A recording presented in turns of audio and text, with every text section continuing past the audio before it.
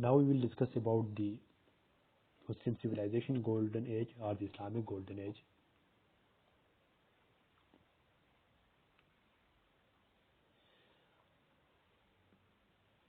Many cultures experienced golden ages like the Greeks. A golden age is a time of peace, prosperity, and great cultural achievements.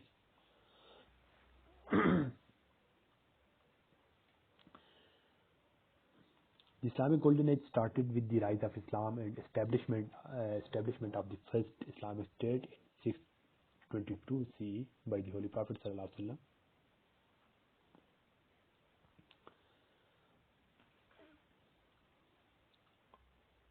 But after that, it flourished in the time of the Abbasid Caliphate, as we discussed about the House of Wisdom, Baitul Hikmat, which was built by the Harun al-Rashid, and the introduction of paper. We will discuss it later on. So in that time, many scientists advanced in the fields of algebra, calculus, geometry, chemistry, biology, medicine, and astronomy, and other sciences as well. So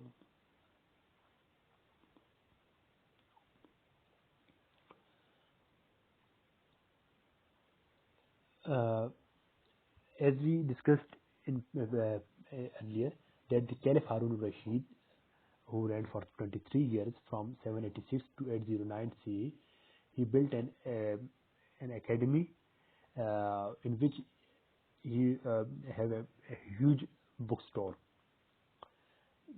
that contained the manuscripts and books about various subjects in the arts and the sciences and in different languages. These collections were collected by the three generations of the Caliph. First by his grandfather Abu Ja'far al-Mansur, who was himself a great scholar, and his reign is for 21 years from 754 to 775 CE, who built the round city of Baghdad in 762 CE. So his collection was collected there, and after that his father of Harun al-Rashid, al-Mahdi, his period was for 11 years. He also have a collection of books, and thirdly by himself, when he came across these books during his travels, campaigns, and expeditions. This scientific academy was called the House of Wisdom or Baitul Hikmat.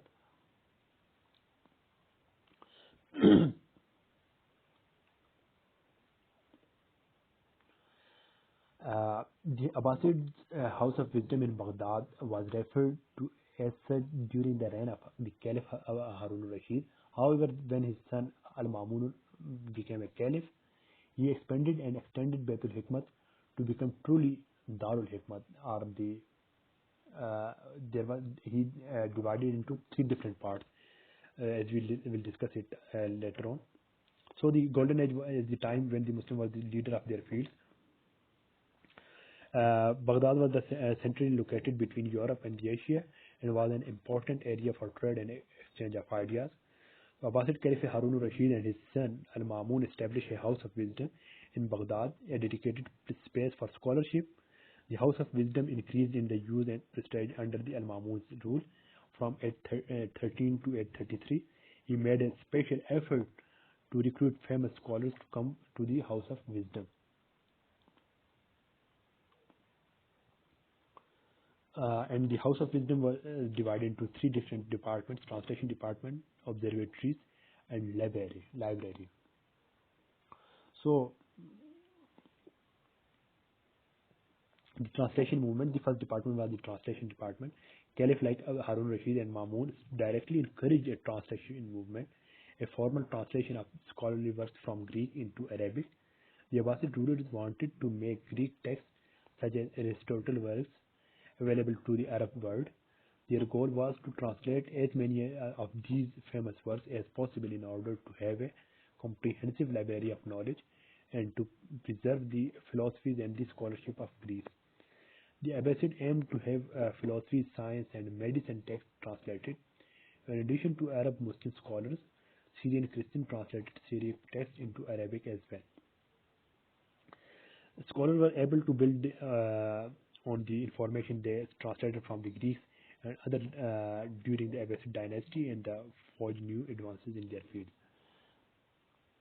There were many famous translators. For example, Mamun Rashid made Hunayn the head of the translation department. Hunayn was good in 4 languages: Syrian languages, Arabic, Farsi, and Greek languages. It is reported that the caliph used to give him the equivalent weight in gold to that of the books he had translated into Arabic. So it shows us something. Hence, it is also reported that Hunayn used to choose for his translated books the thickest paper, and used to order his scribes to write it in big letters and to make the wide margin between the lines. So after that, they got so much gold in the compensation. This encouraged the scholars to translate every book in the Arabic language. There is another report that the Mamun Rashid hear about the magnificent Sicily library. So he wrote the king of Sicily asking him for the entire content of that library to incorporate in the House of Wisdom. The king, on the advice of his bishops and his advisor, sent the content of that library to the caliph. So it is also said that the Al-Mamun used to load the from other places the books to his library as well. He requested to the Byzantine emperor at the time for permission to send some of his scientists translate the useful books which were stored in the empire.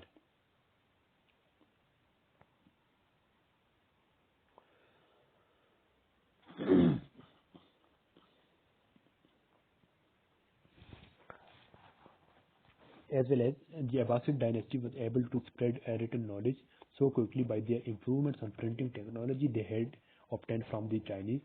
Some historians believe this technology was taken after the Battle of Taraz between the Abbasid Caliphate and the Tang dynasty in 751 CE. The Chinese had guarded paper making as a secret, but when the Tang dynasty lost the battle, the Abbasid captured knowledgeable paper makers as prisoners of war, forcing them to reproduce their craft. In China, papermaking was a practice reserved for elites, but the Arabs learned how to produce text on a larger scale, establishing paper mills which made books made accessible. They built a paper mill which then led to the production of dyes, inks, gloves, and even book binding. Europeans eventually learned these paper making and producing skills from the Arabs. So now we will discuss about some notable peoples. For example, Muhammad Musa al-Khwarizmi. He is the greatest mathematician that ever lived, astronomer and geographer. His major books are the Kitab al-Jami wa Tafriq bil-Hisab al-Hindi and another al-Maqala fi al-Hisab al-Jabri wal-Muqabila and Kitab al-Surat al-Arz and Kitab al-Tarikh. And these are his major books. He is the founder of several branches and basic concepts of mathematics. He influenced mathematical thought on a greater extent than any other writer. His work on algebra was outstanding, as he not only initiated the subject in a systematic way, but he also developed it to the extent of giving analytical solutions of the linear and quadratic equations, which established him as the founder of algebra. The very name algebra has been derived from his famous work, Al-Jabr wal-Muqabila.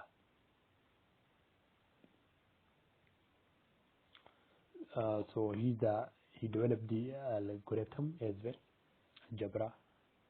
The second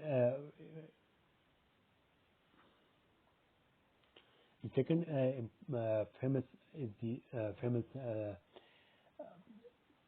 person in this empire in this age is the Muhammad bin Zakaria Razi. His reign is at 64 to 930 CE. He was living in Iran. He is one of the greatest physicians of all times.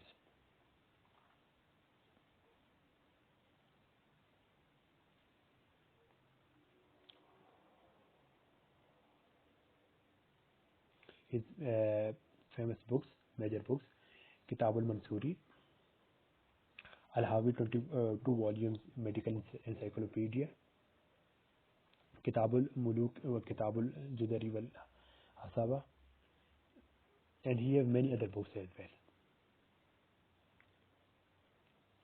And he have 200 outstanding scientific contributions, 100 deal with the medicine and 21 concern alchemy. And he also wrote on physics, mathematics, astronomy, and optics. He is the first to draw a clear comparison between smallpox and chickenpox. The first to use opium for anesthesia. He is the pioneer of neurosurgery and ophthalmology. He is the author of the first book of the pediatric, the largest medical encyclopedia composed by him. He is the person who distinguished between the organic and organic chemistry. And he has many other achievements as well. About him, many scholars say that, for example, Abu Bakr Muhammad ibn Zakaria Razi, the greatest physician of Islam in the medieval ages, George Sarton says about him. In May 1970, WHO recognized Razi's work on smallpox, and in 1930, 1,000 years after Razi was celebrated in the Paris, France. The third one is the Ibn Sina. Avicenna, his time is 980 to 1037 CE. He belonged to Bukhara, Uzbekistan. He was the physician, astronomer, chemist, logician, mathematician, poet, and psychologist.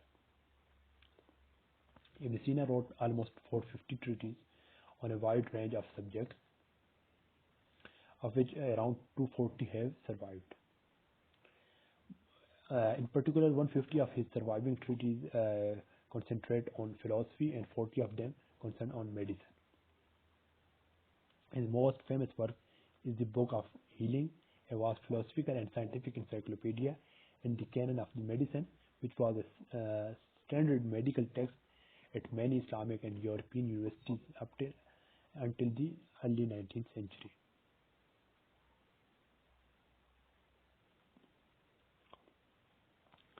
The Canon of Medicine was the first book dealing with the experimental medicine,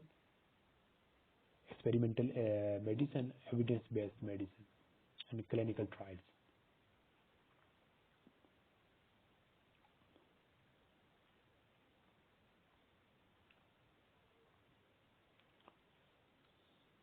About him, for example, Encyclopedia Britannica says, the single most famous book in the history of medicine in East or West. The canon has remained a medical Bible for a longer time than any other work. Dr. William Master says, the author of most famous book ever written, Dr. William.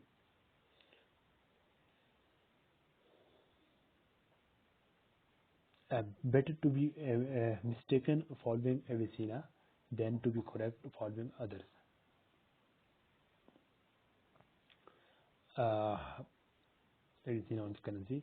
After him, Jabir bin Hayyan, his period is 721 to 815 CE. He was basically from Khorasan, Iran. He is the father of chemistry, as you know. His major works written by him is the Kitab al-Kimia, Book of Balances, Kitab al-Sabin, Book of the Kingdom, books on Eastern Mercury, 100 monumental treatises, 22 on chemistry. He invented the alembic, synthesized the process of distillation.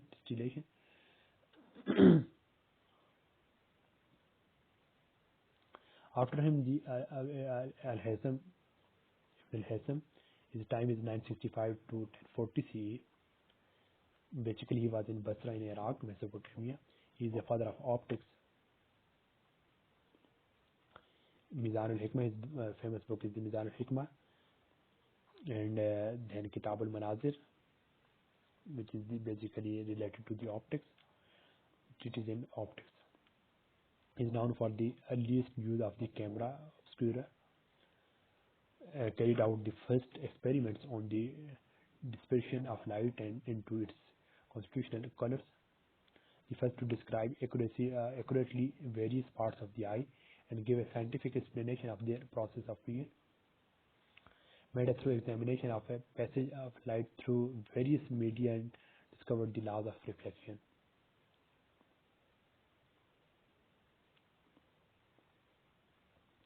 Different historians says about him that he was a great optician of his time. After him, Al-Biruni, his time is 973 to 1048 CE, one of the greatest scientists of all times. His famous book are Kitabul Sayyidana, Indian Medicine, and then Kitabul Hind, History and Geography of India, Al-Athar Baqiya. It is also related to the history of nations, and Qanun al-Mas'udi, and astronomy, trigonometry, solar, lunar and planetary motions, and relative topics. He achieved the first to undertake experiments related to the astronomical phenomena. His scientific contribution include the accurate determination of the densities of 18 different stones. And after him is the Ibn Nafis. He was his time is 1213 to 1288. He was basically in Damascus, Syria. He is a great physician. He was a great physician. The most voluminous of his book is the Shamil Kitab, which was designed to be an encyclopedia composing 300 volumes. The manuscript is available at Damascus.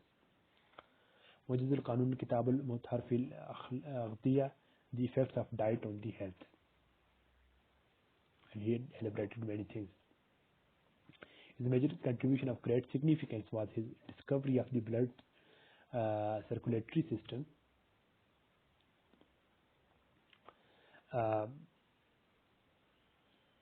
which was rediscovered by modern science after a lapse of 3 centuries. He was the first to correctly describe the constitution of the lungs and gave a description of the bronchi and the interaction between air and the blood in the human blood vessels. After him is Nasiruddin at-Tusi. His period is 1201 to 1274 CE. He is a mathematician, astronomy, philosophy and religion. His famous book is Al-Khani Tajjid al-Aqaid, Islamic scholastics, philosophy and Akhlaq al-Nasari. And in trigonometry, his major contribution in spherical trigonometry, which was compiled as a new subject in its own right for the first time.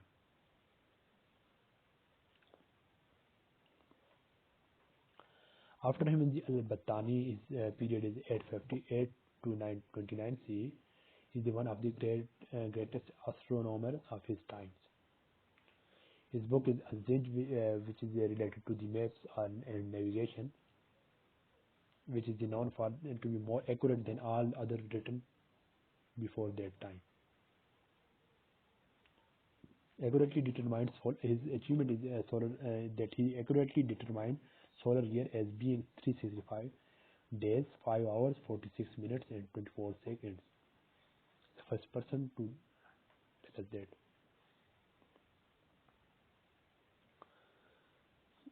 After that, in the Golden Age, there are the many social and economic advances. Muslim leaders unite many diverse cultures: Egyptians, Europeans, Arabs, Persians, Turks, Africans, Mongols, Indians, Southeast Asians. So Muslim leaders unite many diverse cultures.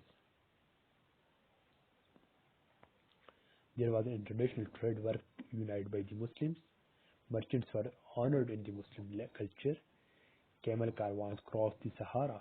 African Muslim, Jewish and Christian traders traveled the Silk Road to China. Trade spread products, technology, knowledge and culture. Arabic numerals became well known and helped the global exchange grew and thrived.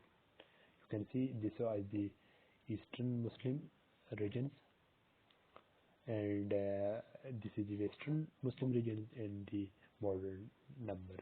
There is a little difference. Almost all are the same.